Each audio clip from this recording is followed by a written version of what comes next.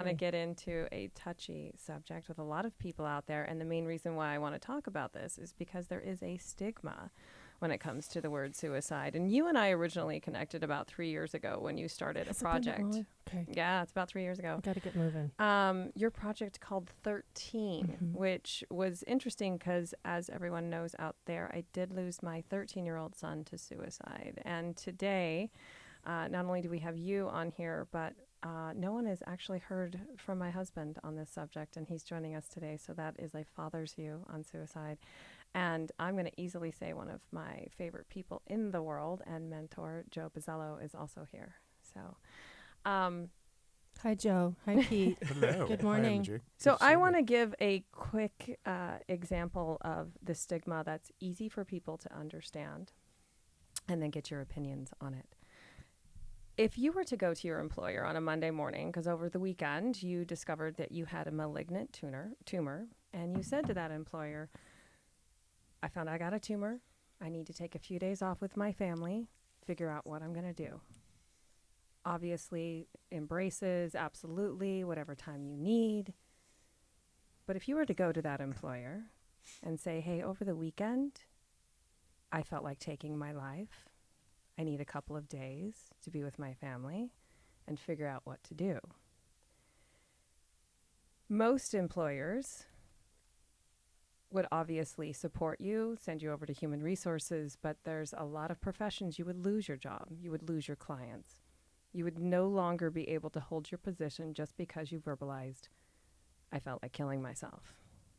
One more scenario of that is little Timmy comes home. He's in the 6th grade and he says, Mommy, I want to go over to Jim's house because his brother passed away with cancer. Absolutely go over to his house, bring some flowers, bring some food, whatever the family needs.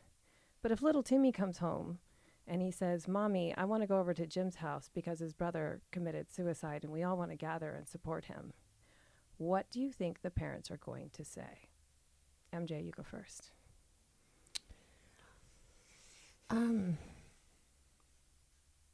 I think, well, I can't answer what I think other parents would say. I think in the work environment, the first part of it would be that suicide and thoughts and somebody being so honest with that, other people don't know how to handle that. It's a big dose of an emotion that we're not prepared to handle in a moment's notice, somebody walking up to you. But isn't it interesting that if it was cancer, murder, car accident, it is. anything other than suicide? It is. I mean, we're used to hearing the word cancer all the time and suicide as well, but there's a stigma. There is that stigma, and I have witnessed personally somebody's, mentioning suicidal thoughts to a group of people and trying to have it be in more of an inspirational type of based conversation. Yes. And I have witnessed that person kind of getting a backlash. People don't know how to handle it, and so then they stop answering the phone calls, the text message. They think that you're mentally unstable. There's something going on. Yeah. You're not right. And why would you say that to people? Let's go to Joe here. Joe Buzzello, and thank you for staying on. Joe, tell me, in a world where you have been in many facets of the business world and sales world, how do you see those two scenarios I just gave you? I think employers are becoming more enlightened, or hopefully they are. But I believe in both scenarios there would be a very, I wouldn't call it healthy, but a very natural fear. And I will tell you that cancer and suicide are different. I haven't experienced the kind of loss you and Peter have experienced. I've experienced it with a friend. We had some good friends in the Los Angeles area who lost a son. And when we heard about it, some people, and it chokes me up just to think about it, some people decided to go over and just be with him. And it took a lot of courage on my part, because the first thing I said to my wife is, I don't know what to say. Yeah. Yeah. And she said, and she's very sage.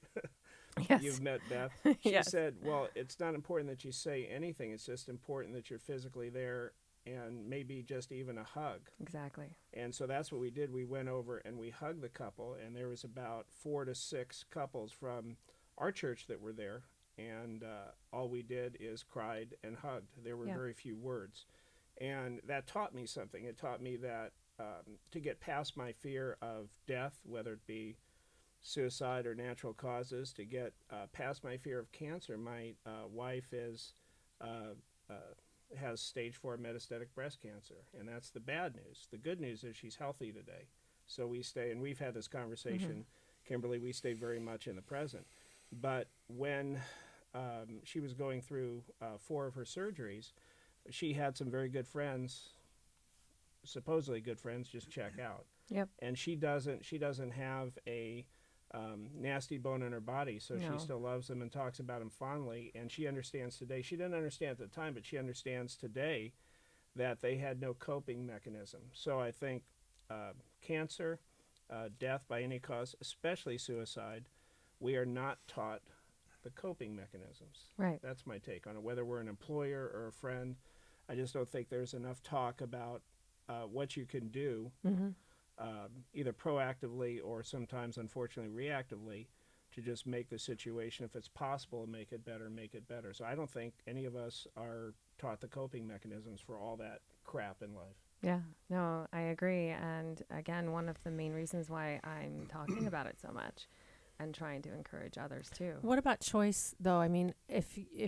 this is a scenario with people that are in your immediate life and they don't have to go through it with you, but they're close in your home and, closer extensions. Don't be afraid of it. But friends and neighbors don't have to, and it is a pretty heavy dosed emotional topic. And I would like to hear from the father of someone that lost his son to suicide and your views. I think MJ and Joe both said it best. Most people just don't understand it, so they fear it. And so, to your point, with your wife, they didn't know what to say to her, so they just checked out because it scares them. And I think it's not as much a stigma as it's just they're scared. They don't understand what to say. So when we experienced it, people didn't know what to say to you. But, when you lose somebody, especially in suicide, they don't know what to say, and they don't want to bring up your child's name because they're afraid it's going to evoke some kind of emotion. But you're already a raw nerve ending. There's no way you can feel any worse than you already do. As the husband and father, you took in a lot when it came to just making sure the rest of your family was going to make it through it. You're a captain in the fire department. You have to maintain a certain amount of stature. How did you hold yourself together during that time? I just did it. I mean, that's just the way it works. You have to do what you have to do. I think people look back and say, I don't know if I could do it. You can do it. You just have to do it. You don't have a choice. Right. Whether you like it or not. I mean, you got, in our situation, I had 3 other souls that depended on me. Yeah. 4, actually. For me. Including you. Yeah. But we had 4 other souls that depended on, that depended on some type of stability. And you can still mourn. You just have to do what you need to do. And do you see some of the stigma in the workplace? Well, my profession is completely different because that's what we deal with all the time. We deal with, deceased people all the time, whether it be through car accidents, suicide, heart attacks, natural causes. So we see it all the time. But you look at public safety. I mean, suicide, we lose more police officers and firefighters to suicide than we do in the line of duty deaths anymore. And it's not. So life expectancy in the United States has dropped 3 years in a row from 3 main causes, and opioid overdoses, alcoholism, and suicide. And I got a quick stat for you. Cancer, heart disease, AIDS, birth defects, stroke, pneumonia, influenza, lung disease, combined, all of those forms combined, there are more teen suicides than all of those combined in the United States. Wow. Second leading cause of death between the ages of 10 to 19. And overall, with the entire, from age 0 to 105, 10th overall cause of death in the world. I want to remind everyone, too, that if you are having thoughts of suicide, please call 1-800-273-8255. That is the suicide prevention hotline. But when you hear those stats, and that's just teenagers, children, what does that make you feel, Joe? It makes me immediately want to go to the root cause, find the root cause and fix it. Yep. But I don't think that's an easy thing to do. And we tend to speculate on what the root causes are for everything bad that happens. So I'm pragmatic. I want to go back and fix stuff. I'm a fixer. Yes, yes. And so that's what it makes me want to try to figure out why this is happening, because you see a teen, and our daughter, who thank God is, in her she's starting her senior year tomorrow at USC. And no, I didn't pay $500,000 to get her in. Is she on the rowing team by any chance? She's not. Okay. She's not. We couldn't get her to row, play her viola, play golf, any Soccer, of that. none of that. It's all right. Damn it. Yeah, maybe next time. So she seems to be very happy and well adjusted now, but there was a year and probably 2 or 3 months where she was clinically depressed. And boy, that took the life out of me, because as a parent, I wanted to fix it. Yep. And she had friends that were clinically depressed at different levels also. And so it caused Beth and I to say, why the hell is this happening? And we didn't have the answers then. I don't think we have the answers now. We've talked about it an awful lot, though, but it makes me feel like I want to fix it. Yeah. But it's certainly a complex issue. I think with anything, you have to have several different approaches to changing what is happening. And for me, I think the quickest solution is communication, sharing our stories and making it a safe place to say, hey, I don't feel like being here anymore. Can we talk about this? MJ? I think that social media has a lot to do with, it's powerful in one way and it's negative in another. And somehow, somewhere,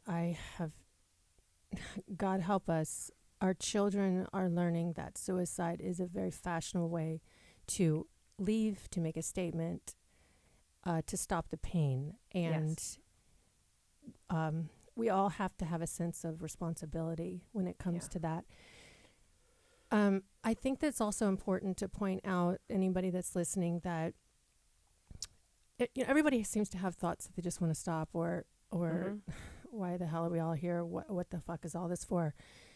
But it's a little bit more serious when you start creating a plan. Yep. When you're starting to look in your phone, what's the easiest way to do it, or start thinking thoughts of what you would leave behind, or that's when this dialogue starts going on in your brain.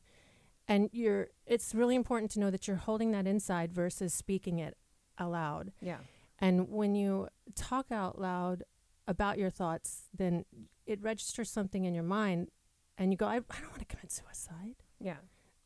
So these thoughts that you're secretly having with yourself, it's very dangerous. Yes. Because it grows. It's insidious. It grows. Then it grows into a plan, and then all of a sudden there's this fantasy. Yes. And I think our kids are very impressionable, and somehow it's morphed into that, and it's very unfortunate. I feel like that is one of the main drives that I have to create an event type situation where if there are those kids out there and they're afraid to tell their parents, and they're afraid to tell their counselor because of even just the way they get looked at again, if they're sitting there and they're like, hey, there was that safe haven event where everyone in that room has thought about or been affected by suicide, that's someplace I can go to hear the stories and talk. My lovely husband, your thoughts on all of this? Again, so it's to make a cultural change, it's education and letting. So you look at demographically different ages, teenagers, then kids, people in their 20s, 30s, 40s, keep on going up. It happens for different reasons. So I was talking about before with it, our life expectancy's dropped 3 years in a row, and it's different age groups.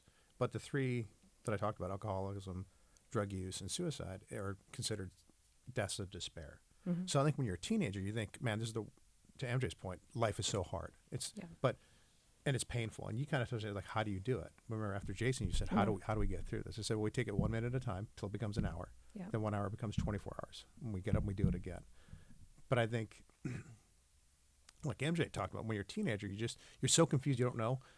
And your life experience is so small. You don't have enough life experience to know any different. Then you don't realize it's going to get better. Yeah. So high school might suck because someone's bullying you, but it's going to get so much better. I promise you. And you're going to get stronger. Yeah, you have no idea. Yeah, Yeah. And it makes you. So there's an old saying: "What doesn't kill you makes you stronger." It's amazing what'll make you stronger. Because it does. It just takes time. And then, but we looked at, like, during the last recession, how many people, because financially they were ruined, and they just decided to take their lives, and it was going to get better. But they were so desperate. And there was so much despair. They just didn't know what to make of it. Yeah. So it's just education, letting people know, to your point, it's okay to feel this way. It's not abnormal. And I think as we educate people in the workplace, so in public safety, they've always talked about protecting yourself physically from harm and fires, and this.